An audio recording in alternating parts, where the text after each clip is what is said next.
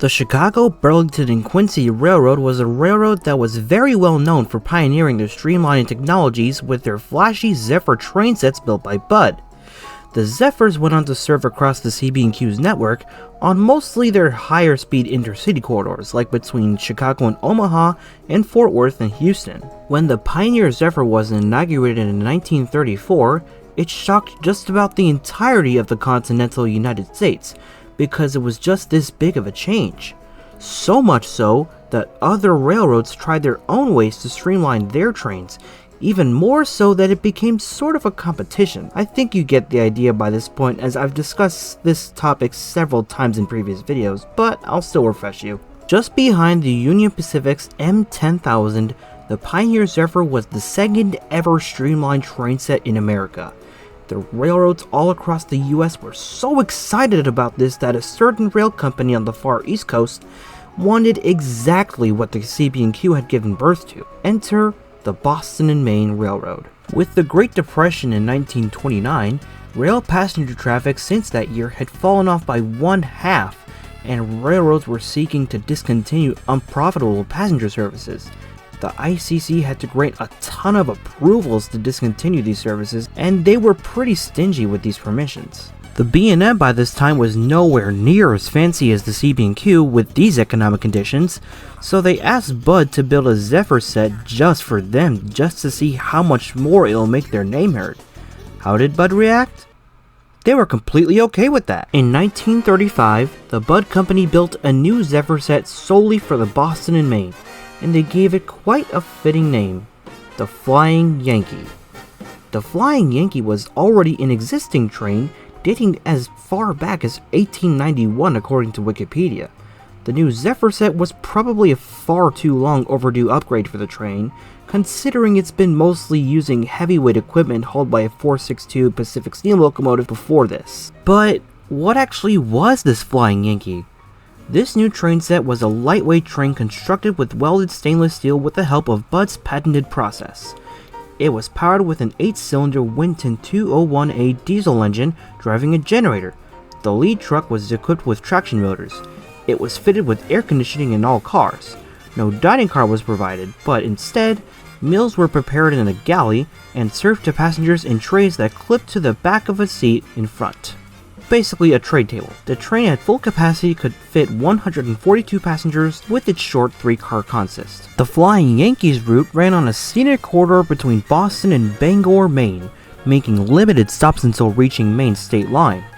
Leaving from Boston's North Station, it went northbound to serve Haverhill, Exeter, Dover, Wells, Saco, Portland, Lewiston, Winthrop, Belgrade, Oakland, Waterville, and Pittsfield before reaching Bangor's Union Station. The route length came out to 254 miles, with a travel time of around 5 hours and 45 minutes, giving the train a rough average speed of about 44 miles per hour. The train ran once a day, every day except Sundays, with numbers 15 and 16 respectively. However, before even starting its first route to Bangor, the Yankee toured the Boston and Maine and the Maine Central system. The train began in Portland, then to Boston, followed by a return to Portland and continuing to Bangor, returning through Portland to Boston, and finally returning to Portland late in the day, a distance of roughly 750 miles per day. The only reason this train didn't run on Sundays was to give time for crews to perform maintenance on the train set. The Yankee was so popular with the B&M that it eventually made its way to other services to help improve travel times and ridership. Which brings us to our second train, called the Mountaineer. This route was on hiatus during World War II, but re-inaugurated in 1945. When it was inaugurated, the Yankee train set was transferred over to the Mountaineer's route and received a new plaque denoting the route it was serving. The Mountaineer was a seasonal train, however, running between Boston North and Littleton, New Hampshire, providing passengers with an easy and fast service to the White Mountains. It ran daily during the summers only, so that patrons could take in the very best of the route's scenery through Crawford Notch Pass. Departing from Boston North Station, it made no stops until Dover, then continued north to serve Rochester, Sanbornville, Mount Whittier, Madison, Conway, North Conway, Intervale, Bartlett, Crawford Notch, Redden Woods, Twin Mountain, and Whitefield before terminating at Littleton's Depot. The total route length was around 193 miles, with a ride time of about 5 hours according to a forum post. This gave the train an average speed of only 38 miles per hour. Ouch. The train numbers were 2904 and 2909 respectively. Apparently, just the train being bought back was big enough news for tourists, as the Mountaineer was an incredibly popular summer train. So much so that the train's popularity outstripped the Yankee's seating capacity, and it was sent back to the original route for a bit. In 1946, the Mountaineer ended up being replaced with modern passenger equipment. The consist from then on was a diesel locomotive, a few deluxe coaches, and a parlor diner car. The dining service was unfortunately dropped the very next year, and the schedule was replaced to summer weekdays only.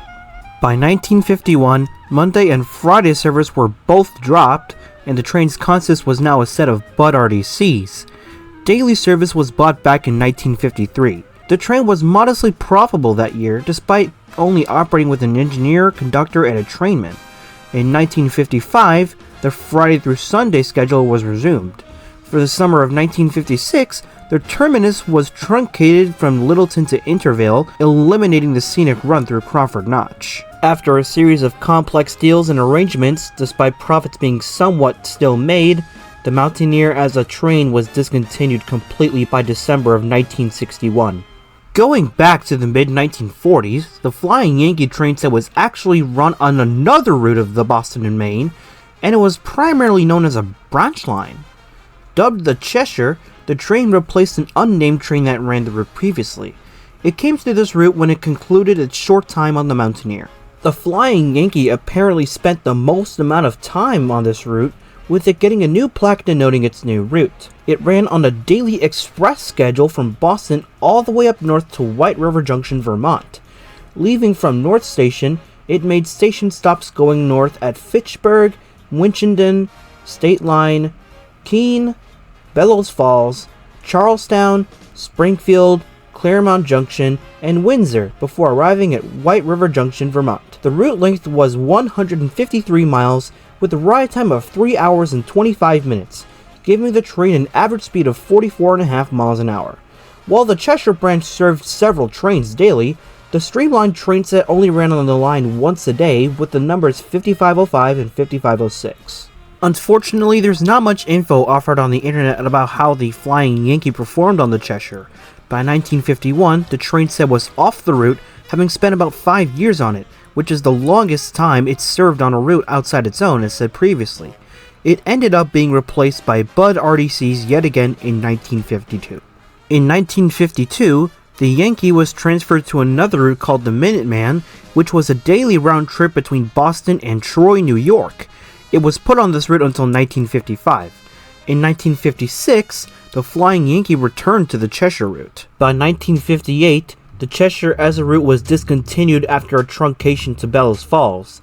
That same year, passenger service on this branch line was completely eradicated, with the branch line being fully abandoned by 1970. It's since become a 42-mile-long rail trail. Going back to 1957, it was also the year when the railroad realized the Flying Yankee was getting up there in age. After 22 years of service, they finally decided to retire the train set off of mainline duties, with its last day being on May 7th of that year. The Flying Yankee was thankfully preserved almost immediately. First, it went to the Edaville Heritage Railroad to be held on static display. It sat there all the way up until 1993, when it was moved to the small town of Glen, New Hampshire, when a guy named Bob Morrill purchased the set for static display. Bob Morrill at the time was the owner of the Storyland theme park. In 1997, the train set was moved to the railroad shops in Claremont, New Hampshire, in hopes of restoring it to running condition. Work was being done until around 2004, when it was moved again for static display at the Plymouth and Lincoln Shortline Railroad. The set was put up for sale in 2023 and was purchased by the Flying Yankee Association in 2024. They hope to finish restoring it to operational condition and put it in service on the Conway Scenic Railroad. I'm not sure about their progress, but only time can tell if or when it's done. In terms of the train set's original route, much of it is still active, with Amtrak providing 5 daily round trips between Boston North Station and Portland, Maine, with unfortunately no service between there and Bangor. The Flying Yankee was the Boston and Maine's answer to a streamliner, despite it being almost a complete copy and paste from the CB&Q Zephyr sets.